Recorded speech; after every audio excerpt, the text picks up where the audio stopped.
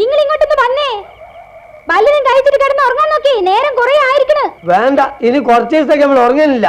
ഉറങ്ങിയാൽ ഉടനെ പോലീസ് വന്ന് ഇരിക്കുന്ന സ്വപ്നം കാണണേ. നീ പോയി കിടന്നോ, നമ്മൾ വരാം. ഈ മനുഷ്യന് വരാന്താ.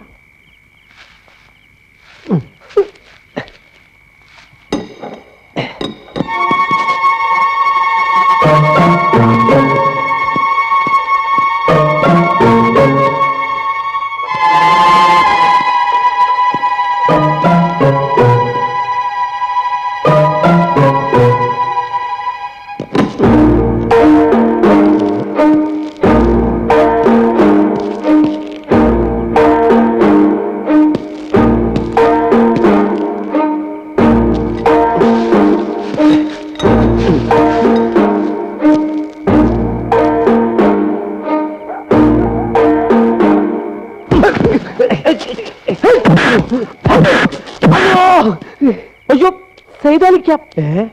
നീയോ? നീയല്ല ആസ്പത്രിയിൽ നിന്ന് ഒരു പെണ്ണിനും കൊണ്ട് എന്റെ വണ്ടി കയറിയത്? അതെ സൈതാലിക്ക. നായിന്റെ മോനെ, നിന്നെ തപ്പിയല്ല ഞാൻ നടക്കുന്നത്. സൈതാലിക്കാം, ഞാനൊന്നും പറഞ്ഞോട്ടെ. ഒന്നും പറയണ്ടാ, ഞാനൊന്നും പറഞ്ഞോട്ടെ. ഒന്നും പറയണ്ട കള്ള ഹിമാറെ. ഇന്നത്തെ കൂട്ടി 9ാമത്തെ പ്രാവശ്യം പോലീസുകാർ ഇന്നെ ഇടിച്ചിട്ട് പോണേ. വൈദ്യര് പറഞ്ഞ എന്താന്ന് ഇങ്ങനെ ഡെയിലി ഒറ്റയ്ക്ക് ചികിത്സിക്കാൻ പറ്റൂല. പോലീസിന്റെ അടുത്ത് മൊത്തത്തെ അടി കിട്ടുമെന്ന് അറിയട്ടെ. എന്നിട്ട് ഒന്നായിട്ട് കഷായം വെച്ച് തരാം. എന്തിനാ പോലീസ് ഇരിക്കുന്നത്? പോലീസ് ഇരിക്കുന്നതോ ഓർക്ക് എന്നോടുള്ള സ്നേഹം. മോനെ, പോലീസിന്റെ ഇടി കഴിയുമ്പോ ഉള്ളിത്താൻ്റെ ആൾക്കാർ വരും. ദോഷം പറയരുത്, അവരുടെ ഇടിയല്ല, കഴുത്തുടിച്ച് ഇങ്ങനെ തിരിക്കല. അയ്യോ, നീ ഒരൊറ്റ ഒരുത്തൻ കാരണം എന്റെ കുടുംബം ഇറങ്ങേറിലായത്. പോലീസിന് ഉള്ളിത്താനും പേടിച്ചെന്റെ കെട്ടുകളും കുട്ടികളോട് വീട്ടിൽ കൊണ്ടാക്കാൻ പോവുക. അല്ലേ ഇതൊക്കെ എന്നോട് പറഞ്ഞിട്ട് ഒരു കാര്യമില്ല. നീ വാ നടങ്ങോട്ടെ പോലീസ് സ്റ്റേഷനിലേക്ക്. അന്ന് ബാങ്കിൽ നിന്ന് മോഷിച്ച കാശില്ലേ, അത് അവിടെ കൊണ്ടുപോയി പുറത്തേക്ക്.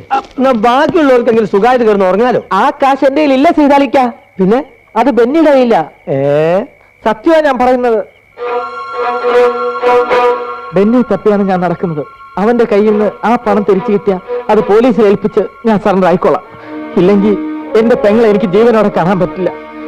ഇക്കയുടെ അനിയനാണെന്ന് കരുതി എന്നെ ഒന്ന് സഹായിക്കും. ബെന്നി എവിടെ ഉണ്ടെന്ന് സീതാലിക്ക് അറിയോ? ബാങ്കിൽ നിന്ന് പണം എടുക്കണം എന്ന് പറഞ്ഞ് പോയിട്ട് പിന്നെ നമ്മൾ കണ്ടിട്ടില്ല. ഇവിടുന്ന് നാട് വിടാനാ പരിപാടി എന്നാണ് അന്ന് പറഞ്ഞത്. മുതലാളി, മുതലാളി, എന്തായി കൊച്ചുകുളപ്പങ്കാലത്ത്? മുതലാളി, ജൂവലറി കൊള്ളയടിച്ചു. Very good. എത്ര കിട്ടി? അല്ല മുതലാളി, നമ്മുടെ ജൂവലറിയാ കൊള്ളയടിച്ചത്. ഒന്നുകളെല്ലാത്തിനും ഞാൻ. അത് മുതലാളി, ഞങ്ങളല്ല, വേറെ കള്ളന്മാര് കുത്തി തുറന്ന് അടവടല കൊണ്ടുപോയി. എന്റെ ദൈവമേ, എന്റെ കർത്താവേ, ഉണ്ണിത്താ മുതലാളി വന്നവിടെ പലതും നടക്കും. ദൈവമേ, എന്താണ് പൗലോസേ? എന്താ സംഭവിച്ചെന്ന് അറിയില്ല മുതലാളി. ഞാൻ രാവിലെ വന്നപ്പോ പാറാവുകാരൻ ബോധം കെട്ടി കിടക്കുകയായിരുന്നു. താറാവുകാരൻ അല്ല, പാറാവ് സെക്യൂരിറ്റി. താൻ പോലീസ് വിവരം അറിയിച്ചോ? ജീപ്പിന് സ്റ്റാർട്ടിന്റെ കൂടെ ഉള്ളതുകൊണ്ട് എത്ര അല്പം വൈകുന്നു CI പറഞ്ഞു. എന്റെ ദൈവമേ, താനിങ്ങോട്ട് മറക്കേ, ഇങ്ങോട്ട് മറക്കേ. തുറക്കണ, തുറക്കണ.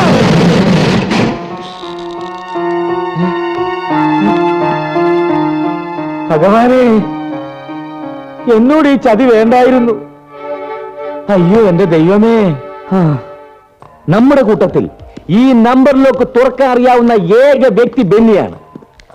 എന്റെ ഊഹം ശരിയാണെങ്കിൽ, ഇനിയിപ്പം മുതലാളിയുടെ ഊഹം തെറ്റാണെങ്കിൽ പോലും അത് ക്ഷമിക്കേണ്ട കടമ ഞങ്ങൾക്കില്ലേ? മിനിമം 50 ലക്ഷം രൂപയുടെ സ്വർണമായി എനിക്ക് നഷ്ടപ്പെട്ടിരിക്കുന്നത്. ഇന്നു മുതൽ നമുക്ക് വല വീശണം. അപ്പൊ കള്ളക്കടത്ത് നിർത്താമെന്നാണോ? ഓ, വിഡിത്തം പറയാതെ ആ ബെന്നിയെ വല വീശി പിടിക്കണം. അവനെ കൊന്നു കുഴിച്ചു മൂടി ആ സ്വർണം തിരിച്ചു പിടിച്ചാലേ എനിക്കിനി ഉറക്കം വരും. എനിക്കും. ബൈ ദ ബൈ, വിഗ്രഹമോഷണങ്ങളായിരുന്നു ഈ അടുത്ത കാലം വരെ നമ്മളെ അലട്ടിക്കൊണ്ടിരുന്ന പ്രധാന പ്രശ്നം. നാളിതുവരെ നടന്നിട്ടുള്ള 274 വിഗ്രഹമോഷണ കേസുകളിൽ 16 എണ്ണം തെളിയിക്കാൻ നമുക്ക് കഴിഞ്ഞു എന്നുള്ളത് അഭിമാനിക്കാൻ വക നൽകുന്ന ഒരു കാര്യമാണ്. എന്നാൽ ഇപ്പോൾ നമ്മളെ അലട്ടിക്കൊണ്ടിരിക്കുന്ന പ്രധാന പ്രശ്നം ബാങ്ക് കവർച്ചകളാണ്. 2 ആഴ്ചയ്ക്കുള്ളിൽ 5 മോഷണങ്ങളാണ് നടന്നിരിക്കുന്നത്. ഈ നിരക്കിൽ തന്നെ കവർച്ച തുടരുകയാണെങ്കിൽ 6 മാസത്തിനകം ഏറ്റവും കുറഞ്ഞത് 60 മോഷണങ്ങളെങ്കിലും നടക്കുമെന്നാണ് നമ്മൾ മനസ്സിലാക്കേണ്ടത്. ഈ അവസരത്തിൽ ബാങ്ക് കവർച്ചകളിൽ നമുക്ക് കൈവരിക്കാൻ കഴിഞ്ഞിട്ടുള്ള പുരോഗതിയെക്കുറിച്ച് SP ശ്രീകണ്ഠൻ നായർ എന്ത് പറയുന്നു? സാർ, ഈ കവർച്ചകളുടെ പിന്നിലെ കറുത്ത കൈ പെരേരയുടേതാണെന്ന് സംശയാതീതമായി തെളിഞ്ഞിട്ടുണ്ട്. ബോംബെ പോലീസുമായി ബന്ധപ്പെട്ട് പെരേരയെ പറ്റിയുള്ള ചില പ്രധാന വിവരങ്ങൾ ശേഖരിക്കാൻ എനിക്ക് കഴിഞ്ഞിട്ടുമുണ്ട്.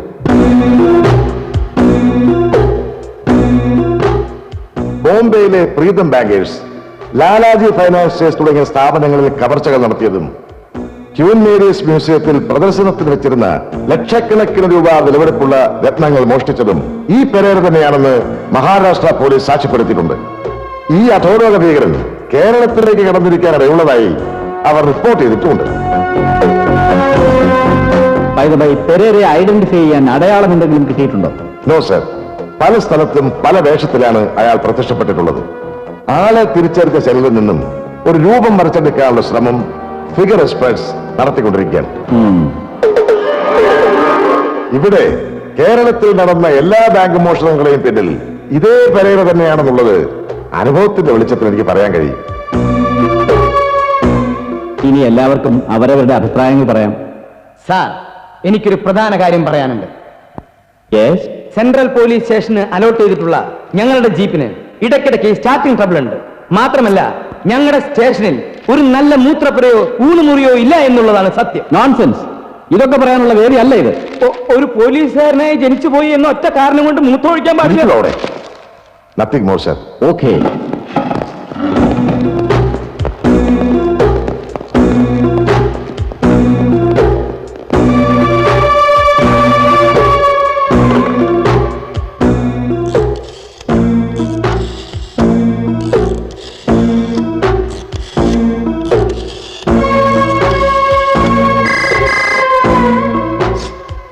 ഹലോ, ഉണ്ണിത്താമകളല്ലേ?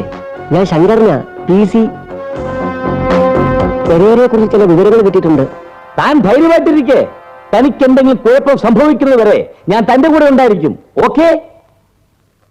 എന്റെ കണക്കുകൂട്ടലുകൾ ഒരിക്കലും തെറ്റാറില്ല. അത് പിന്നെ നല്ല ഒന്നാം തരം കാൽക്കുലേറ്റർ അല്ലേ മുതലാളിയുടെ കയ്യിലുള്ളത്? ബെന്നി എന്നെ വിട്ടുപോയത് വേറെ വമ്പൻ സ്രാവിന്റെ സംഘത്തിൽ ചേരാനായിരുന്നു. ആരാ മുരളി? ബോംബെ അധോലോകത്തിന്റെ ആണിക്കല്ല് പെരേര. ഓ, ഇപ്പൊ എനിക്കെല്ലാം വ്യക്തമാകുന്നു. എന്റെ ജൂവലറി കൊള്ളയടിച്ചതും ആ പെരേരയായിരുന്നു. ബെന്നി അയാളെ സഹായിച്ചിരിക്കും. ഇവിടെ നമ്മുടെ നാട്ടിൽ നമ്മൾ കൊള്ളയടിക്കുന്ന പല സ്ഥാപനങ്ങളുമാണ് പെരേര ഇപ്പൊ നോട്ടമിട്ടിരിക്കുന്നത്. അവനെ എങ്ങനെയെങ്കിലും കീഴ്പ്പെടുത്തി അവന്റെ സമ്പാദ്യം കൈക്കലാക്കി അവൻ കണ്ണു തുറന്ന് വായിച്ചു നോക്ക്.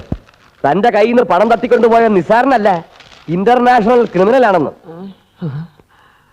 ഇത്രയും വലിയൊരു ക്രിമിനലിനെ താൻ ഒറ്റയ്ക്ക് പിടിക്കുമെന്നോ? അതിനെ താൻ ഗോപി വരച്ചോണ്ടിരുന്നാ മതി. ആരാണ് സാർ ഈ ഗോപി? തന്റെ അമ്മായിയപ്പൻ. Oh, my father in law. He is not Gopi. He is Sheshu. B.A. Sheshadri, B.A.B.T. He is no more. തന്നെ ഞാൻ കൊല്ലും.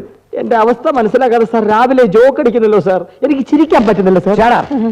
മൈൻഡ് യു, ഒരാഴ്ചക്കകം നഷ്ടപ്പെട്ടു പോയ പണം തിരിച്ചടച്ചില്ലെങ്കിൽ തന്റെ എല്ലാ സ്വത്തുക്കളും ജപ്തി ചെയ്യാൻ കമ്പനി നടപടിയെടുക്കും. You can go. സ്വാമി, ആഭ്യന്തരമന്ത്രി IG വിളിച്ചിരുന്നു. അന്വേഷണം എവിടം വരെ ആയി എന്നറിയാൻ. നമ്മുടെ ഈ പെരേരയും സുകുമാരക്കുറുപ്പും വീരപ്പനും ഒക്കെ ഒരേ ബ്ലഡ് ഗ്രൂപ്പുകാരാണെന്നാണ് എനിക്ക് തോന്നുന്നത്. ഛേ, ഒന്ന് നോക്കിയാൽ നമ്മളൊക്കെ കഴിവില്ലാത്ത മണ്ടന്മാരെ തന്നെയാണ് അല്ലേ സാറേ? ഓർത്തില്ല ചോറ്റാനിക്കര ദേവീക്ഷേത്രത്തിലെ പ്രസാദം. അവിടെ വെച്ചേക്ക്. May I come in, sir? Yes. Thank you very much, sir. എന്താ സ്വാമി? പെരേരയെ കുറിച്ചുള്ള എല്ലാ വിവരങ്ങളും കിട്ടി എന്നൊരു വാർത്ത സാറിന്റെ നാക്കിൽ നിന്നും കേൾക്കാൻ വേണ്ടിയിട്ടാണ് ഞാൻ അടിക്കടി ഇങ്ങോട്ട് വരുന്നത്. എന്നാൽ ഇനി ഇങ്ങനെ എന്നും വന്ന് അന്വേഷിക്കണ്ട. ആളെ കിട്ടുമ്പോ ഞങ്ങൾ സ്വാമി വിവരം അറിയിക്കാം. വീട്ടിലിരുന്നിട്ട് മനസമാധാനം കിട്ടണില്ല. മാനേജിംഗ് ഡയറക്ടർ എന്നെ ഡിസ്മിസ് എന്ന് പറഞ്ഞിരിക്കുകയാണ്. അയ്യോ പാവം. സ്വാമി, ഗുരുവായൂർ അമ്പലത്തിൽ പോയി 7 ദിവസം ഭജന ഇരുന്ന മനസ്സിന് സമാധാനം കിട്ടും, വിചാരിച്ച കാര്യം നടക്കുകയും ചെയ്യും. സ്വാമി തൽക്കാലം ചെല്ലേ. കേസ് അന്വേഷണം ഊർജിതപ്പെടുത്താൻ സഹായിക്കുന്ന ഒരു കാര്യം ഞാൻ തരാം. കൊടുക്ക് കൊടുക്ക് കൊടുക്ക്. ഒരു ചെറിയ കൈക്കൂലി 250 എടുത്തോണം. സോറി സർ, ഇവിടെ പറഞ്ഞതാ സർ. Sir, okay sir. ആരാ സർ? IG മഹാരാഷ്ട്രയിൽ നിന്ന് സീനിയർ റാങ്കിലുള്ള ഒരു പോലീസ് ഓഫീസർ അന്വേഷണവുമായി ബന്ധപ്പെട്ട് ഇങ്ങോട്ട് വരാൻ പോകുന്നു. എന്റെ ഗുരുവായൂരപ്പ.